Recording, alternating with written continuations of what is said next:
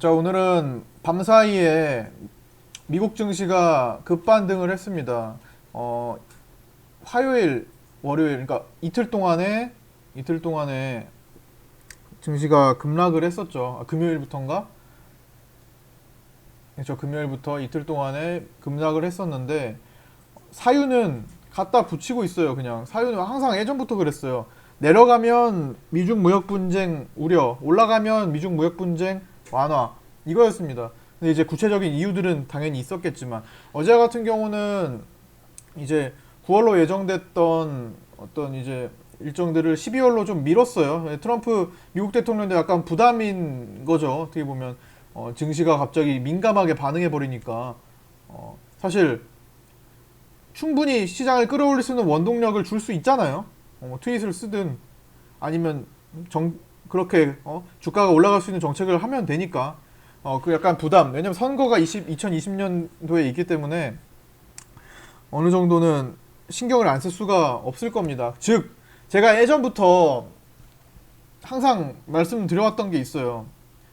특히 언제냐? 이때 작년 12월경에 미국 증시만 대폭락이 추가적으로 나올 때 우리나라 증시는 이미 먼저 빠져가지고 이제 차츰차츰 하단부를 만들고 있었을 때 미국 증시는 거칠게 빠졌잖아요. 더. 그래서 미국 증시가 끝났다라는 얘기가 굉장히 많았단 말이에요. 그래서 저는 아니다. 여기서 신고가를 또 내려갈 거다. 이쪽에 초점을 맞춰서 말씀을 드렸고, 그렇죠? 적어도 트럼프가 집권할 때는 증시가 미국 증시가 크게 그러니까 대세 하락으로 갈 가능성은 극히 적다라고도 말씀을 드렸죠. 절대로 그거를 방치하지는 않을 인물이에요. 오명을 역사적으로 트럼프가 미국을 집권하던 시기에 주가가 10년간 올라갔던 게 폭락했다라는 역사적 오점을 남기고 싶어하는 인물이 아닙니다. 물론 그게 원한다고 그렇게 되거나 원하지 않는다고 그렇게 되지 않는 것은 아니지만 적어도 큰 역할을 할 수 있는 위치에 있기 때문에 최대한 신경을 쓰면서 할 거란 말이에요. 금리 문제도 그렇고 계속 개입하잖아요. 계속. 미중 무역 분쟁도 사실 이러다가 중국과 합의를 딱 해버리면 증시는 떨어질 만한 이유가 갑자기 사라져버릴 수도 있어요. 랠리가 계속 이어갈 수도 있다는 겁니다. 지금 미국 증시가 지금까지 움직인 파동이 이게 10년 동안 11년간 이렇게 올라와 있는데 그리고 최장기간 상승 랠리예요. 지금 월봉상으로 최장기간 이 추세를 깨지 않고 있는 상황입니다. 미국 증시 역사상. 그렇기 때문에 이거를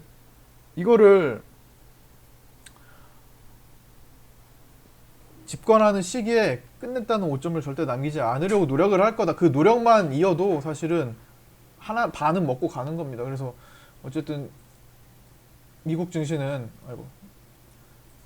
급반등이 나와서 끝났었고 그래서 오늘 아침에 이걸 확인하고 야간 선물도 같이 많이 올랐었죠.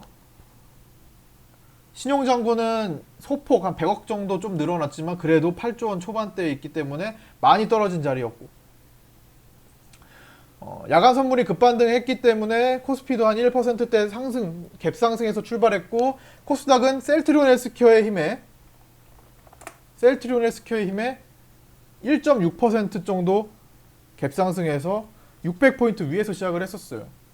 셀트리온 헬스케어가 오늘 6% 정도 떠서 시작했고 뭐 그걸 유지를 하지 못했지만 이거 좀 아쉬운 건데 셀트리온 헬스케어가 조금 유지를 하면서 아예 끝까지 달렸으면 어땠을까. 그러면 코스닥이 오늘 600포인트가 아니라 605에서 610까지도 갈 수 있지 않았을까 싶었는데 여전히 대외적인 환경이 좀 별로 안 좋고 또 우리나라는 지금 어쨌든 일본과의 무역 분쟁 속에 아직도 있는 거고 그 다음에 실적 발표일도 부담인 거고 오늘 2분기 실적 발표가 마감되는 날인데 기업들이 대부분 실적이 좋지 않을 거란 말이죠. 그렇기 때문에 편하게 끌어당기면서 매수를 하지 못할 상황이었고 상한가도 많이 안 나오는 상황이잖아요. 그 다음에 환율 또한 오늘 조정받긴 했어요. 환율이 조금 떨어지긴 했는데 아직도 1200원대에서 높은 상황이고 1200한 10, 아까 전에 1214만 정도까지 제가 봤는데 지금은 1214원이네 딱 1213원 10원 정도가 떨어졌습니다. 그러나 아직까지도 그래도 높은 위치고 오늘 환율 전체적으로 조정 나왔거든요. 그러면서 우리 증시가 좀 올라간 거니까. 그래도 환율이 높기 때문에 외국인들이 적극적으로 매수하기는 어려운 환경이고 또 IMF 금융 부분 실사 20일에 있죠. 8월 20일에 IMF에서 우리나라 금융 부분을 실사하기 위해 오잖아요. 그것 또한 부담이에요. 그러면서 우리나라는 지금 가계부채도 많고 지금 여러 가지 금융 환경이 좋지 않은 상황에서 IMF가 와가지고 부정평가를 해버리면 물론 발표는 내년도에 합니다. 내년도 3월 정도에 하기 때문에 시간은 있겠지만 부담감이 좀 있는 상황이에요. 적극적으로 지금 매수를 하기 어렵다는 겁니다. 외국인 입장에서는요. 근데 그것보다 환율 문제가 제일 클 거라고 보고 어쨌든 그럼에도 불구하고 증시는 서서히 반등폭을 만들고 있어요. 서서히 반등폭을. 즉 전일보다 나은 환경 혹은 이틀 전보다 나은 환경 3일 전보다 낫고 4일 전보다 낫고 반등 처음 5일 전보다 낫고 계속 마찬가지입니다. 선물옵션 동시 만기일까지는 전체적으로 계속 나아지는 분위기로 갈 거예요. 중간중간 출렁임은 있겠지만 당연히 셀트리온SQ가 내일 이렇게 갭 떠서 음봉이면 밑에 또 하단 주고 갈 거 아니에요. 갈 가능성이 높잖아요. 그렇기 때문에 증시는 한 번 더 흔들릴 수 있어요. 갭을 메우러 올 수도 있습니다. 대형주들 지금 몇 개만 지금 살아나지 사실 아직까지는 쉽지 않아요. 오늘 대형주 살아난 거 헬릭스미스 HLB밖에 없거든요. 완전히 10% 이상으로 살아난 거. 반대로 코오롱생명과학은 20% 죽었고 신라제는 계속 죽을 거고 신라제는 계속 떨어질 확률이 높다고 봅니다. 중간중간에 뭐 오르락 내리락 할 수는 있겠지만 미국에서 임상 3상이 이제 중단된 게 엄청 커요. 지금 이거는 앞으로도 계속 떨어지면서 적정 주가가 5,000원 정도까지 찾아갈 가능성이 높다고 봅니다. 코오롱생명과학도 안 그런가요? 계속 내려가잖아요. 티슈진 정지 상태에서 하한가가 나온 자리에서부터 계속 내려가잖아요. 중간에 출렁임만 있을 뿐입니다. 전망이 얘도 10,000원 밑으로 떨어질 가능성 또한 배제할 수 없습니다. 10,000원 밑으로. 신라젠도 10,000원 밑으로 혹은 5,000원까지도 가능하다고 봅니다. 아직도 시가총액은 아직도 멀었어요. 거품이라는 거예요. 거품. 이런 것도 조심하시고 살아날 바이오들이 지금 구분이 되고 있어요.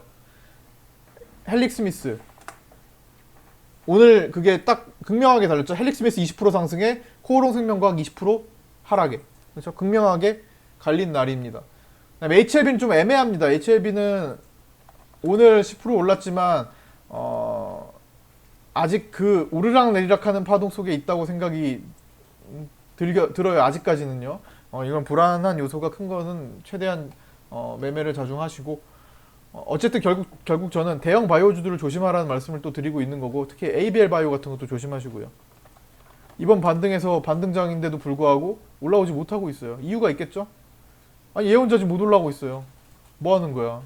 폭락장에서 반등 나오고 있는 상황인데 남들은 한 번 더 무너질 확률이 있고 무너지다 보면 어떤 악재가 또 나올 확률이 높습니다. 실적 보세요. 뭐 물론 바이오가 뭐 실적으로 하는 건 아니지만 매출액 자체가 거의 나오지 않아요. 매출액이 안 나오는 바이오 기업. 바이오는 원래 실적이 안 좋지만 매출액도 아예 거의 발생하지 않는 거는 결국엔 상승 원동력은 그만큼 줄어들 수밖에 없어요. 지금이 바이오 장세가 아니기 때문에 2015년이나 2017년 말처럼 바이오가 완전히 그 시장을 이끄는 그 바이오 테마가 형성됐을 때라면 아니 적자가 뭐 계속 나든 상관할 게 뭐야. 그냥 바이오면 올라가는 거예요. 바이오 제약이면 올라가는 거예요. 지금 그런 상황이 아니기 때문에 실적도 신경을 쓸 때입니다. 예전보다는 더. 이런 것들도 지금 못 올라오잖아요. 셀리도 올라와요? 얘는 매출액이 없는 회사예요. 연구기업입니다. 만년 적자, 10년 전부터 계속 적자예요. 서울대학교에 하나 있습니다. 서울대학교에 기업이 있어요. 서울대학교 내 연구기업입니다. 매출이 없어요. 매출이 없는데 기대감은 지금 당장 생길 수가 없겠죠. 물론 연구하는 게 어떤 거냐에 따라 다르겠지만 지금은 바이오 장세가 아니기 때문에 이런 것들을 굳이 매달릴 필요가 없다는 겁니다. 바이오 대형주는 중대형주는 철저히 외면을 해주시는 게 좋을 것 같아요. 반등장에서는 의미 있는 폭발할 수 있게 좀 의미 있는 거래가 좀 나와주면서 할 수 있는 기대감이 있는 것들을 갖고 있는 게 좋습니다. 대형주 말고요.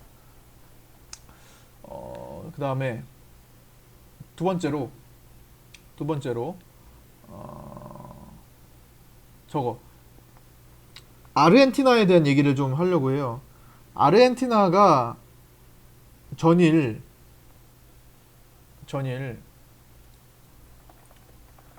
증시가 38%가 급락을 했어요. 이거 급락이라고 보기도 어렵다. 그냥 급폭락. 그냥 증시가 38%가 빠진다는 게 상상이 되세요? 우리 지난번에 폭락장, 코스닥 폭락장 최고로 많이 겪은 날 지난주 월요일 8월 5일인가요? 어땠어요? 마이너스 7.5% 정도 빠졌잖아요. 아르헨티나 증시가 어제 하루 만에 38%가 빠졌어요. 모든 종목이 평균적으로 38%, 개별주들은 마이너스 6, 70%까지 빠졌다는 거예요. 상한가 제도가 우리랑 다르기 때문에. 왜일까요? 뭐 뉴스 보신 분들은 다 아시겠지만 좌파 포퓰리즘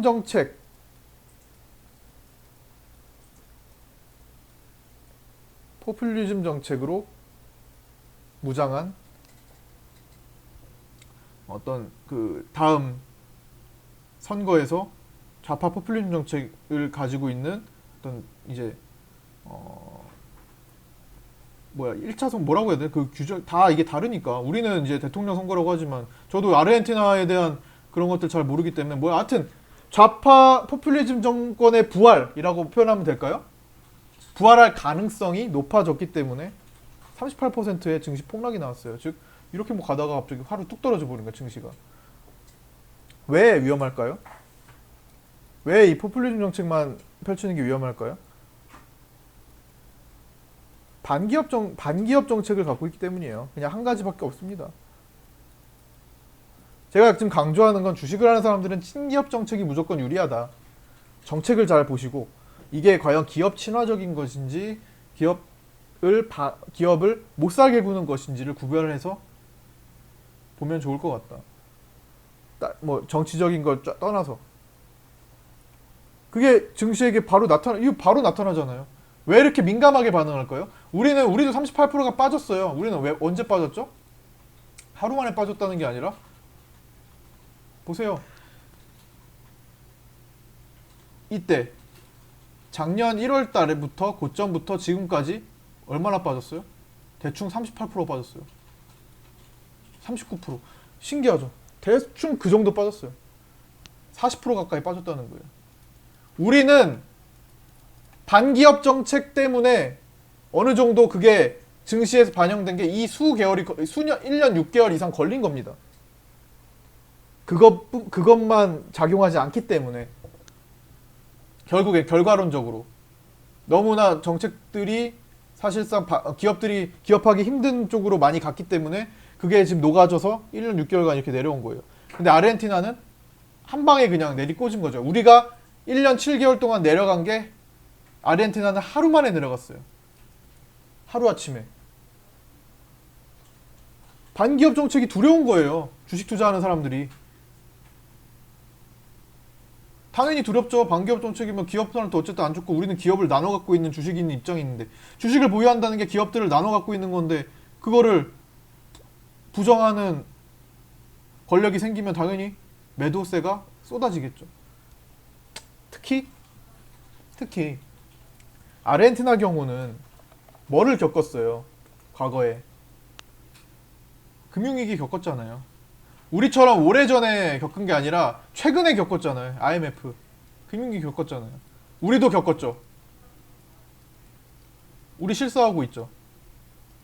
겪었기 때문에 이게 무서운 걸 아는 겁니다. 아르헨티나. 그렇기 때문에 최근에 겪었기 때문에 빨리 반응한 거예요. 그쵸? 우리는 오래전에 경험했기 때문에 지금 사실 IMF 세대를 모르고 살고 있는 사람들도 많잖아요. 97년도, 98년도 때. 국가부도의 날 영화에서 나왔을 때 그 영화로만 접근을 했지 사실상 그걸 겪어보지 못한 세대들도 지금 같이 주식을 보유하고 있는 입장이란 말이에요. 시간이 길었던 만큼 천천히 움직였을 뿐입니다. 어쨌든 약간 닮았어요. 닮았는데 뭐 이렇게 된다 이게 아니라 그냥 아르헨티나가 왜 38%가 한 방에 떨어졌고 진짜 그 이유를 보니까 좌파 정권의 포퓰리즘 정권이 들어선다. 다시 부활한다. 두려움이 먼저 증시에 반응했고 반기업 정책이 얼마나 위험한지에 대해서 설명을 드리고 있는 거예요. 무조건적으로 주식을 다루는 사람들은 친기업 정책을 옹호를 하는 게 사실은 내무덤파지 않는 일이죠. 정치적으로 뭘 하라는 게 아니라 자기 무덤 파는 행동을 하는 게 저는 글쎄요. 왜 그래야 되는지 모르겠습니다. 금융 경제만 보다 보니까. 하여튼 아르헨티나가 그랬어요. 그랬다는 그냥 알려드리려고 한 거고. 마무리를 하자면 오늘 수급은 어쨌든 외국인들이 팔 수밖에 없는 환경이었고 그 다음에 종목들도 이제 실적이 이제 많이들 안 나왔어요. 아직까지는 이제 시간하고 저녁 시간대에 다 나올 건데 12월 결산 법인은 대부분 많이 안 좋을 겁니다. 좋은 것들이 미리 나왔어요. 미리 나와서 오늘 뭐 SCR 평가 정보 같은 것도 그냥 오늘 장중 급등 나왔었고 다른 것들도 실적이 괜찮은 것들은 미리 움직였습니다. 먼저 나왔고 그래서 저녁 시간까지 저 또한 뭐 실적이 어떻게 나오는지 또 챙겨 볼 거고요. 오늘은 뭐 저기 방사능 관련해 가지고 식품주들 일본이 이제 바다에 방사능을 뿌릴 수 있다라는 거에 이제 식품주 우리나라 식품주들의 부각을 식품주들이 이제 수급이 몰렸고 그러면서 CJ 시푸드 하고 뭐 동원수산 이런 것들이 오늘 움직였습니다. 사조 오양 이런 것들. 나머지는 찬찬히 계속 지금 시장이 반등함에 따라서 천천히 움직이고 있는 겁니다. 실적이라도 발표가 되면 이제 재료 소멸로 더 슈팅이 나오는 것들이 더 많아질 거고 지금은 굉장히 조심스러운 움직임이지만 조금 시간을 두고 좀 본다면은 9월 옵션 만기일인 9월 11일 어제는 제가 12일이라고 말씀드렸는데 실제로 12일이 목요일은 맞아요. 근데 제가 그때 추석 연휴인 거를 모르고 간과를 하고 말씀드렸는데 9월 11일 다음 선물 옵션 동시 만기일까지는 포지션이 양호하니까 상방으로 그때까지는 좀 차분히 좀 보면서 하나하나씩 풀어 나가는 것이 좋을 것 같습니다. 자, 여기까지 마치도록 하겠고요. 내일은 광복절이네요. 하루 휴장이니까 금요일에 뵙도록 하겠습니다. 자, 수고 많으셨습니다.